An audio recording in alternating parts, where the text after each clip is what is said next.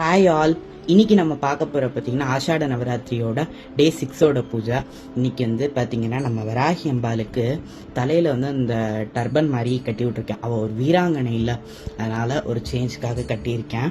அதே மாதிரி இன்னைக்கு எந்த வராகி அம்பாள் பூஜையில் இருக்காங்கன்னா அஸ்வாரூடா வராகி. இந்த அஸ்வான்ற பேரை நீங்க நிறைய பேர் கேள்விப்பட்டிருப்பீங்க. அஸ்வமேத யாகம் நடத்தி தான் ராமர் பிறந்தாரு. ராமரு கூட வந்து இருக்கிற மிச்ச பரதன், சத்ருகன், அதே மாதிரி லக்ஷ்மணன் எல்லாருமே அந்த யாகம் பண்ணி தான் பிறந்தாங்க. அஸ்வாரூடான்றது குதிரைன்னு அர்த்தம். அஸ்வானா அதுல வந்து உட்காந்து வர்றதுதான் அஸ்வாரூடா வராகி. இந்த அம்பாலோட கையில பாத்தீங்கன்னா வந்து வெற்றி கொடி இருக்கு. அவ வந்து வீராங்கனையா போருக்கு போய் வெற்றியோட அந்த வரனால அப்படி வந்து அவ கையில கொடியும், இன்னொரு கையில வந்து சங்கு. ஏன்னா ஒரு போர் ஆரம்பிக்கிறதுக்கு முன்னாடி சங்கு ஊதி தான் ஆரம்பிப்பாங்க. நற்காரி ஆரம்பிக்கிறதுக்கு முன்னாடியே சங்கு ஊதி ஆரம்பிப்பாங்க. அதனால வந்து அதுவும் வச்சு உட்காந்து அம்பாள் வரா.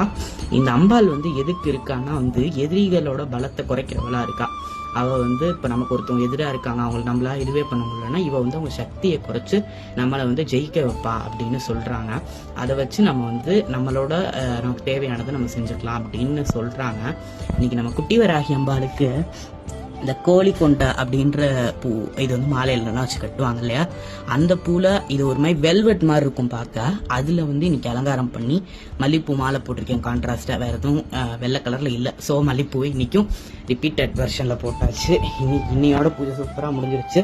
ஓகே, நம்ம நாளைக்கே ஆஷாட நவராத்திரியோட டே 7 பூஜையில பார்க்கலாம். ஓகே, பாய்.